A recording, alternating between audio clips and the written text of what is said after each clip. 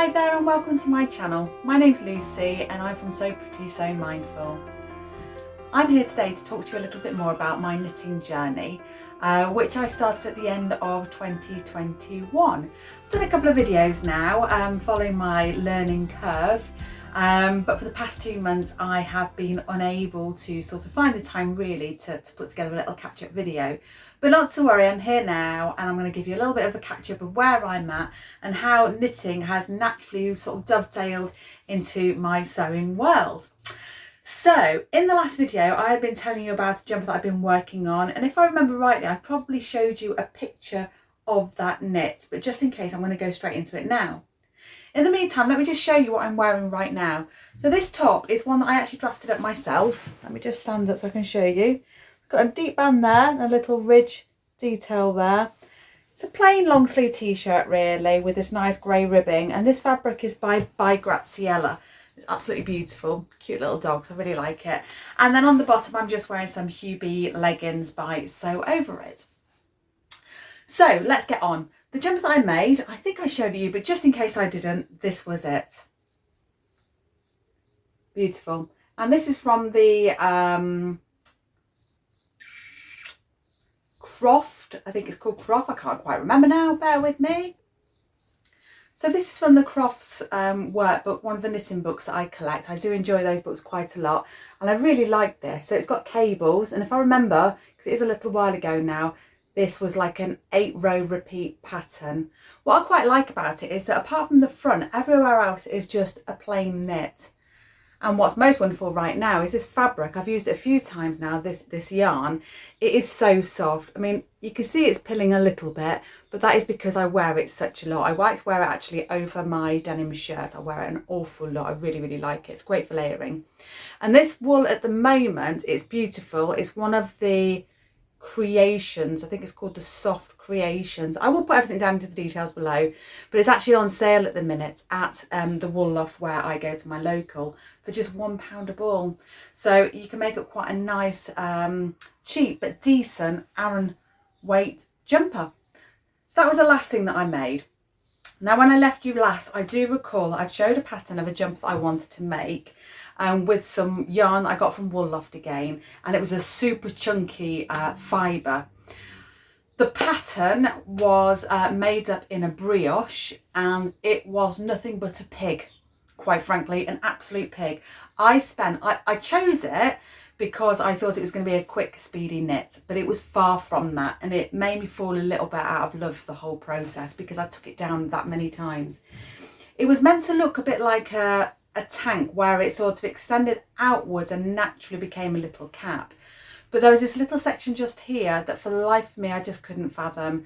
I took it down 11-12 times. I took it to the wool shop twice for them to try and help me out, but even they struggled. I just don't know what made it so difficult.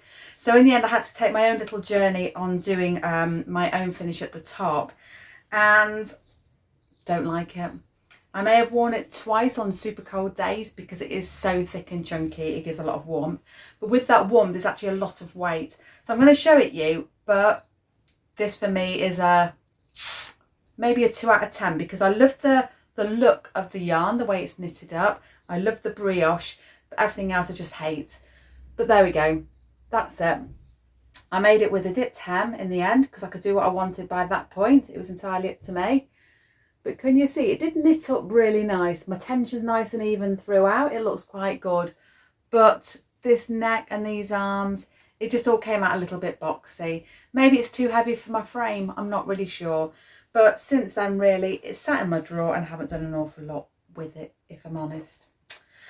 And then I took a big gap. And since then, I have 3 projects on the go. So I'm going to pull those out one by one and show you a little bit more about them. So I do recall on the last video I showed you this yarn actually in the pattern book. Again, it came from the Crofts book, and I wanted to make a cardigan. And the cardigan, I've left it in the house, so I'm not going to just run and get it right now. But it's a very basic, like pretty cardigan, but it got this beautiful band that came around the neck just here with some high level detail. So I bought this yarn. Again, it's the same yarn as the jumper that I showed you a moment ago. Really delicate kind of colour, but that is as much as I have done before I have stopped. Why have I stopped? Nothing more than I've got a little bit bored with it straight away. I think it's just because it's just one row knit, one row purl, quite a steady increment. The weather's starting to change and I don't know, I just kind of popped it to one side, which is terrible, but I do know that I will come back to it. I feel very, very confident about that. Then I decided to move on to this knit here behind me.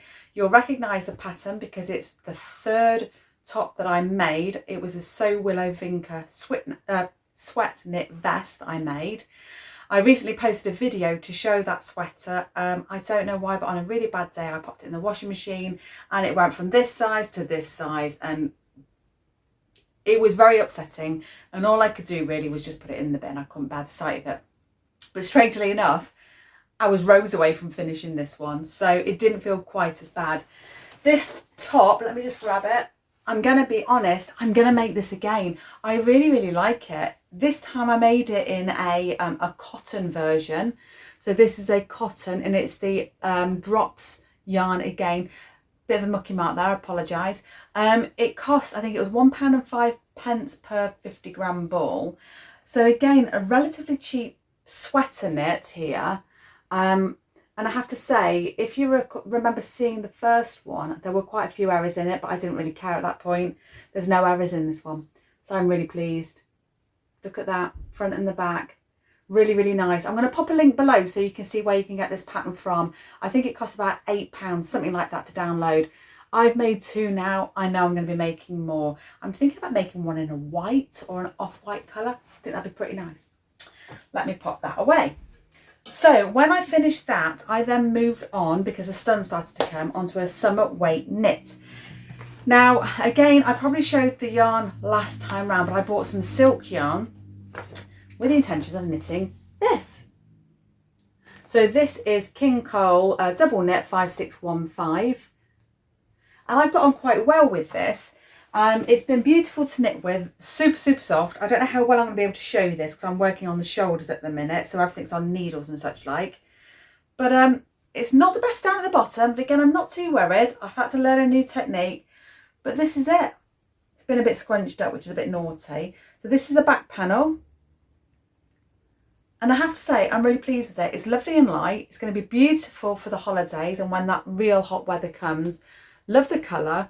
All I need to do now is just finish the neckline here and here, and then I can move on and get on with the back. So not loads to do on this. It is a slower knit, but I really enjoyed the process of making these little holes, and I love the fact that we have this little contrast down here. That's coming together quite nicely. But then I got distracted again, and that's because I went to the yarn sale down at the Wool Loft, which was a surprise event. Woke up one Saturday morning and there it was. Liz just decided there and then I'm going to have a bit of a clearance. So I went down and I bought more yarn. But you know, this table was pale tie, all £1 a ball. And I found a pattern I really liked, found some yarn I really liked, and the planets aligned and I'm knitting something that I really like. So let me show it you. So let me talk about the pattern first. The pattern, unfortunately, she hadn't got for sale, but she was able to find it for me off the internet and I just paid for her to copy it. But she did have the sample makeout, which I really liked. And the other reason why I like it is because they always make the samples in my size, so I can hold it against me and get quite a quick judge of whether it's the right one for me. And it was. If anything, it looked a little bit long in the arms, so I need to have a think about that when I get to it. Hopefully it's going to pick up all right on the camera. It's Serdar. Number 1 Aran Stone washed sweater. It's 8268. Let me show you. I love this detail here. So all of this is just a regular knit 1 row, purl 1 row, but then we've got this beautiful bit of detail just down here on the front. It's a top down knit, which is new to me. It's coming along really well and I'm just really, really enjoying it. So at the minute I'm working on the back panel. I'm very nearly finished now. I think I'm about 16 to 20 rows off and then I'll be moving straight on. But let me show you the yarn. This is it. It's a Serdar Aran Stone Washed number 1. And I paid £1 a ball. And I think I bought 7 balls.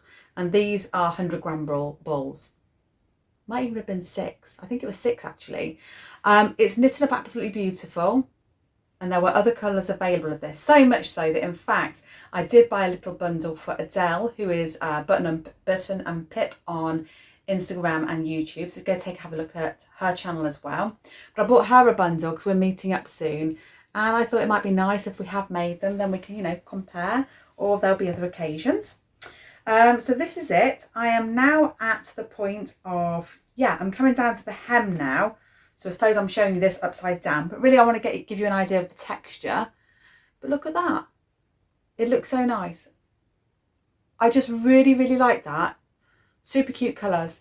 The one I got Adele, it was this flecky tone, but I think hers was in, I think I got soft greens, like a mint type of tone. So they're my knits so far. I did get one other batch of wool, but I've literally just discovered that when my cat was naughty the other day, if you've heard of this story already, she was also naughty on this pattern. But anyway, Stylecraft. It's a batik element. It's absolutely soaking. It's horrible. 9404, but here's the pattern. Just like a really chunky cardigan. I really like that. And I like that batik's wool. Anyway, got myself some yarn. I think there might be 8 balls there. But look, it's a Stylecraft 50-gram balls, batik elements, double knit.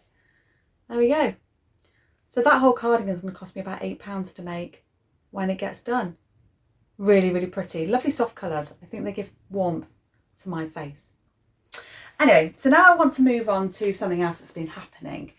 Between my last video and now, I started to get a little bit gripey about my knitting bag. And I remember asking you and going out onto the web, asking people what you did and didn't like about your knitting bags.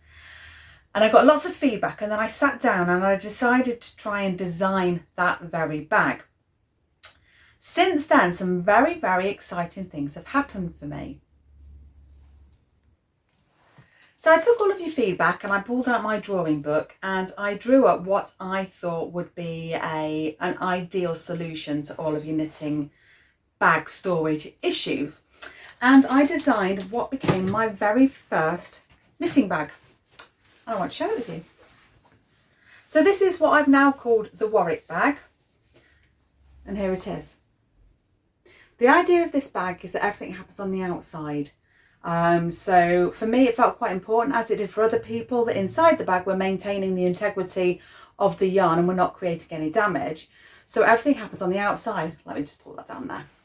So here on the outside, we've got this really long pocket just here, and I've divided it into 3 channels, which of course you don't need to do if you don't want to, but that allows you to keep your knitting needles in. Down here, you've got the zip pocket just here to keep all your bits and pieces in, small pairs of scissors, needles, threads, things like that.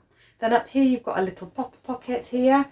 And in here, I tend to keep all of my little sort of fastenings and stitch markers, things like that. Then down here, you've got a big pocket that runs all the way down to keep any of the bits and pieces. On the back here, I created this one large pocket just down here. And the reason why I did this was because I wanted to keep my patterns in there when I'm going about my business, and it's got stiffness and rigidity here to protect the pattern from getting damaged. And then inside the bag, magnetic clasp, one big huge space, which felt really, really important to me. Then down the side, we've got clasps just here so we can bring in the shape if we wish to do so. After doing that, I went on to do a few more samples and got sort of quite excited by these bags, and I really started to enjoy them. I made 3 in total, all of which I've got here to show you. But then through a strange and exciting route, last week I ended up on Sewing Street TV with the Warwick bag. So this is the one that you've seen just now, and I'm going to show you some other examples.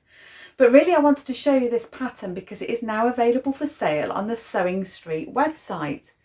So these are the instructions should you wish to make your own bag. And now I've said it's a knitting bag for me. Since then things have changed, and actually my other bags that I didn't put those channels in so that I can put a brolly in there or anything else I just want to tuck away. And I use mine much more as a handbag now. My laptop fits in, so if I want to go to work I can put it in. And I've got one down here that I'm going to show you that I do generally use as my knitting bag. But this pattern is now available for sale on the Sewing Street website, £9.99. If you are interested in purchasing one and you can't get hold of one on their website, do just give me a message or a comment, and we can sort something out for you. That's not a problem at all. But hopefully you will enjoy looking at that pattern. Just to also mention, I'm going to pop down below as well that there will be a link so you can watch that episode back and see and follow me a little bit on how you can go about constructing that bag yourself.